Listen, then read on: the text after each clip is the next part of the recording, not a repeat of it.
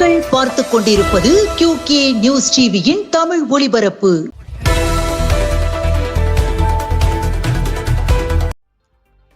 ஆடி கிருத்திகையை முன்னிட்டு காட்பாடி செங்கோட்டையில் அன்னதானம் வழங்கல்.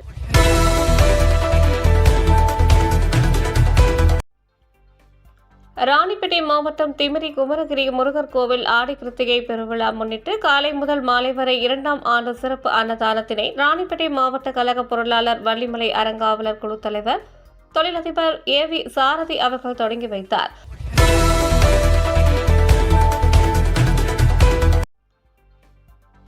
திருவல்லிக்கேணி பார்த்தசாரதி கோவிலில் நடந்த பொது விருந்தில் துணை முதல்வர் உதயநிதி பங்கேற்றார்.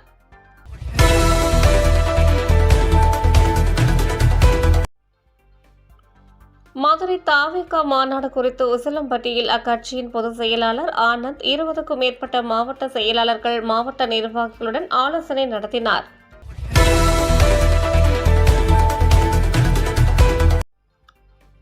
தமிழகத்தில் 2வது சிறந்த மாநகராட்சியாக நாமக்கல் மாநகராட்சி தேர்வு செய்யப்பட்டதற்கு விருது மற்றும் ரூபாய் 30 லட்சம் ரொக்க பரிசினை முதல்வர் ஸ்டாலின் வழங்கினார். மேயர் கலாநிதி, கமிஷனர் சிவக்குமார் ஆகியோர் விருதினை பெற்றுக் கொண்டனர்.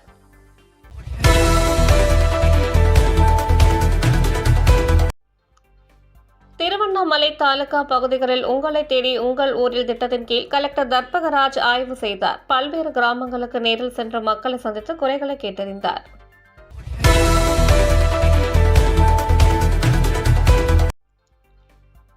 சுதந்திர தினத்தை முன்னிட்டு நாமக்கல்லில் நடந்த தேசிய கொடி பேரணியில் பாஜக மாநில துணைத் தலைவர் KP ராமலிங்கம் கலந்து கொண்டார்.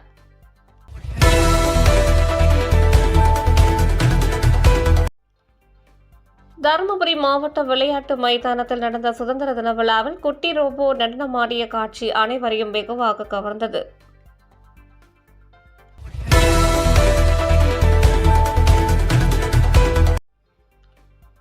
சென்னை கமலாலயத்தில் பாஜக சார்பில் சுதந்திர தின விழா கொண்டாடப்பட்டது. மாநில தலைவர் நயினா நாகேந்திரன் தேசிய கொடியை ஏற்றி வைத்தார். VP துரைசாமி, தமிழிசை உள்ளிட்ட நிர்வாகிகள் கலந்து கொண்டனர்.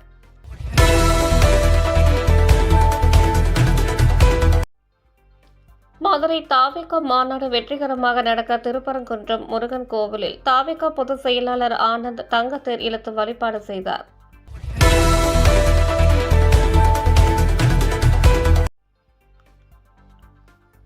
தென்காசி மாவட்டம் தோரணமலை முருகன் கோவிலில் தேசிய கொடி நடப்பட்டு இருந்த கொடிமரத்தில் ஏற்றப்பட்டது.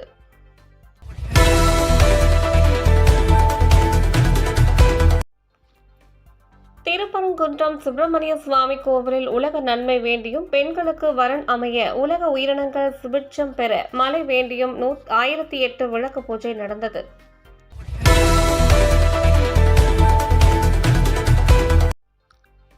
சென்னை GRT தங்க மாளிகை மகாலட்சுமி டிரஸ்ட் சார்பில் 23 பேர் அமரக்கூடிய எலக்ட்ரிக் பஸ் பழனி முருகன் கோவில் நிர்வாகத்திடம் ஒப்படைக்கப்பட்டது. இதை சேர்ந்து தற்போது 33 மின் வாகனங்கள் பயன்படுத்தப்படுகிறது.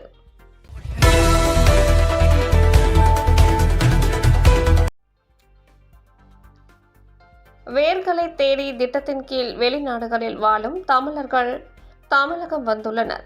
காஞ்சிபுரம் அருகே செயல்படும் பட்டு பூங்காவை பார்வையிட்டு செயல்பாடுகளை தெரிந்து கொண்டனர். இத்துடன் இந்த செய்தி தொகுப்பு நிறைவடைந்தது. நன்றி, வணக்கம்.